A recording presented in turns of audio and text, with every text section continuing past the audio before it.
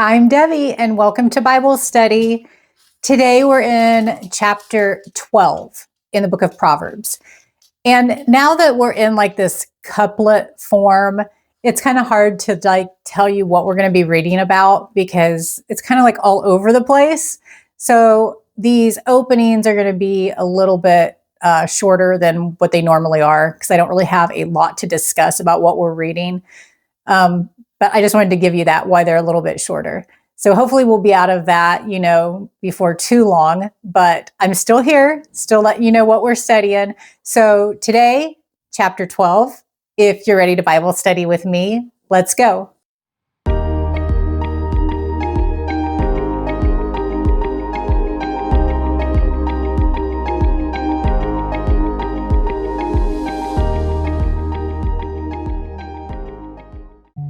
Dear Heavenly Father, we come to you with thanksgiving, and we ask that you give us knowledge, understanding, and wisdom as we study your word together today. Do your work in us in your perfect timing, and help us to be sensitive to your leading in our lives. Give us a fresh insight, and let us leave today's study with a new perspective. In Jesus' name we pray. Amen. Chapter 12, verse 1. Whoever loves discipline loves knowledge, but whoever hates correction is stupid. That's very blunt. If you don't want to learn, years of schooling will teach you very little. But if you want to be taught, there's no end to what you can learn. This includes being willing to accept discipline and correction and to learn from the wisdom of others. People who refuse constructive criticism have a problem with pride. Such people are unlikely to learn very much. Verse 2, good people obtain favor from the Lord, but he condemns those who devise wicked schemes. No one can be established through wickedness, but the righteous cannot be uprooted. To have deep roots and be established means to be successful. Real stability and success come only to those who do what is right. Their efforts stand the test of time, yet sometimes it seems that wickedness does indeed bring success. We all have known people who have cheated to pass a test or to get a larger tax refund. Is this not success? And what about people who ignore their family commitments and mistreat their employees but get ahead in business? These apparent successes are only temporary. They are gained at the expense of character. Cheaters grow more and more dishonest, and those who hurt others become callous and cruel. In the long run, evil behavior doesn't lead to success. It leads only to more evil. Those with deep roots in God's word and God's people will show integrity, courage, diligence, and love for justice in how they conduct their affairs. The Apostle Paul encouraged believers to grow by regarding Christ as the Lord of their lives and letting their roots grow down into Him. We've been born into a life that will not quickly end. Our new life will last forever. The Word of God is alive, just like a seed is alive. It's perishable, but enduring.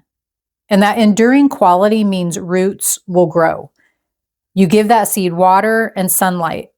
The roots sink deeply into the soil and send up shoots and fruit. We simply need to stay attentive and nurture it. Without roots in the ground, a storm would wash away the seed. There's no stability in that. We must put God's wisdom into practice in our lives. That's how deep roots are formed. And when storms come, we will not be moved. Verse 4, a wife of noble character is her husband's crown, but a disgraceful wife is like decay in his bones. The plans of the righteous are just, but the advice of the wicked is deceitful. The words of the wicked lie in wait for blood, but the speech of the upright rescues them. The wicked are overthrown and are no more, but the house of the righteous stands firm. A person is praised according to their prudence, and one with a warped mind is despised. Better to be a nobody and yet have a servant than pretend to be somebody and have no food. The righteous care for the needs of their animals, but the kindest acts of the wicked are cruel. Those who work their land will have abundant food, but those who chase fantasies have no sense. There are many benefits to being a hard worker. In these verses, Solomon contrasts a hard worker to someone who chases fantasies. A hard worker doesn't avoid what is theirs to do. They do it well and consistently. Abundance is directly related to how hard a person is willing to work. Fantasy chasers live in the clouds. They don't put the consistent effort into making their dreams become reality. Daydreaming slows work. There's no forward movement or income earned when people spend their time thinking without putting those thoughts into actions. Paul put this principle into a personal perspective in 1 Corinthians chapter 15, verse 10, where he says, "But whatever I am now, it's all because God poured out his special favor on me, and not without results. For I have worked harder than any of the other apostles, yet it was not I, but God who was working through me by his grace." Hard work is always rewarded. Verse 12, "The wicked desire the stronghold of evildoers, but the root of the righteous endures." Evildoers are trapped by their sinful talk, and so the innocent escape trouble. Evil people twist the facts to support their claims. Those who do this are likely to be trapped by their own lies. But for those who always tell the truth, the facts, plain and unvarnished, give an unshakable defense. Living by the truth leads to a life of confidence and peace. Verse 14, "From the fruit of their lips, people are filled with good things, and the work of their hands brings them reward. The way of fools seems right to them, but the wise listen to advice. Fools show their annoyance at once, but the prudent overlook an insult." When someone annoys or insults us, we naturally want to retaliate, but this solves nothing and only encourages trouble.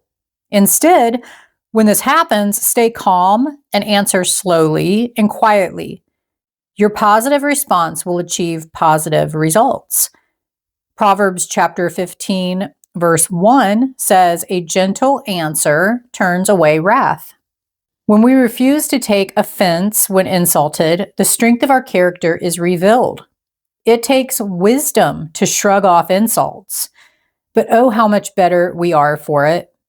When we're easily offended, it could be an indicator that we have some insecurities that need to be dealt with. This isn't to say that we will never feel the sting of an insult. It just means that we choose not to carry it with us or to hold on to it.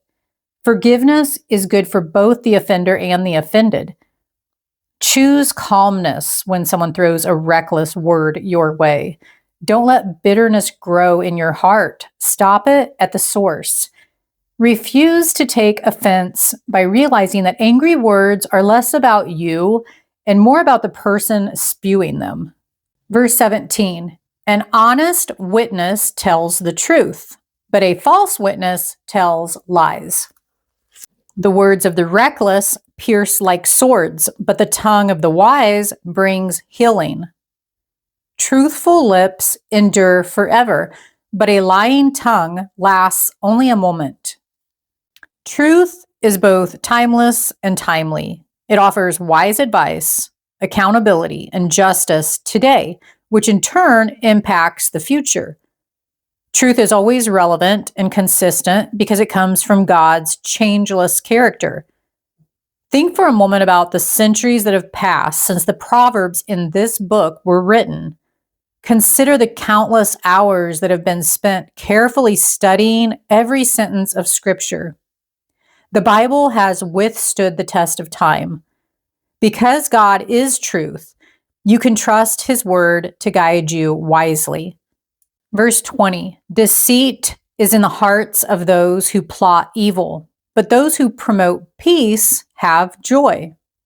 No harm overtakes the righteous, but the wicked have their fill of trouble. Now, this is another general but not universal principle. Although harm and misfortune do come to righteous people, these people are able to find opportunities in their problems and move ahead. The wicked, without God's wisdom, are ill-equipped to handle their problems. Verse 22, the Lord detests lying lips, but he delights in people who are trustworthy. The prudent keep their knowledge to themselves, but a fool's heart blurts out folly. Prudent people have quiet confidence. Insecure or uncertain people, or fools, feel the need to prove themselves. But prudent people don't have to prove anything. They know God will equip them to be capable of what he has called them to do, so they can get on with their work. Beware of the trap of showing off or putting on a false front. If you are modest, people may not notice you at first, but in time, they will respect you. Verse 24, diligent hands will rule, but laziness ends in forced labor. Anxiety weighs down the heart, but a kind word cheers it up. Have you ever seen someone who looked so despondent that you wanted to say something to encourage them? Sometimes a little compassion can go a long way. It may not fix the problem, but a simple compliment may help them smile and add a little cheer. Perhaps there's a lot of weight on them, and reminding them of God's love and care could make a huge difference. If you're feeling alone right now, remember how much God cares about you. He's always near. Some days are more difficult than others.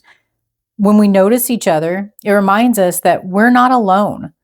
God has given us each other so we can pray for one another and offer cheerful words of encouragement. Verse 26, the righteous choose their friends carefully, but the way of the wicked leads them astray. The lazy do not roast any game, but the diligent feed on the riches of the hunt. Diligent people make wise use of their possessions and resources. Lazy people waste them. Waste has become a way of life for many who live in more prosperous parts of the world. Waste is poor stewardship. Make good use of everything God has given you and ascribe proper value to your resources. Verse 28, in the way of righteousness, there is life. Along that path is immortality. For many, death looms like a darkened door at the end of life, a passageway to an unknown and feared destiny. But for God's people, death leads up a bright pathway to a new and better life. So why do we still fear death? Is it because of the possibility of pain, the separation from loved ones, the uncertainty of a new world, or perhaps seeing Jesus face to face? God can help us deal with those fears. The Bible shows us that death isn't final, but just another step along the path of our eternal life with God. To learn more about heaven and eternal life, look up those topics in the subject index at the back of your Bible. If you enjoyed today's Bible study, please hit the like button, subscribe to the channel. It just helps me out. Share the videos if you find this helpful and there's somebody in your life that you're feeling led to direct them towards this channel. Please do. I'd appreciate it. And click on the next video. We'll continue into chapter 13.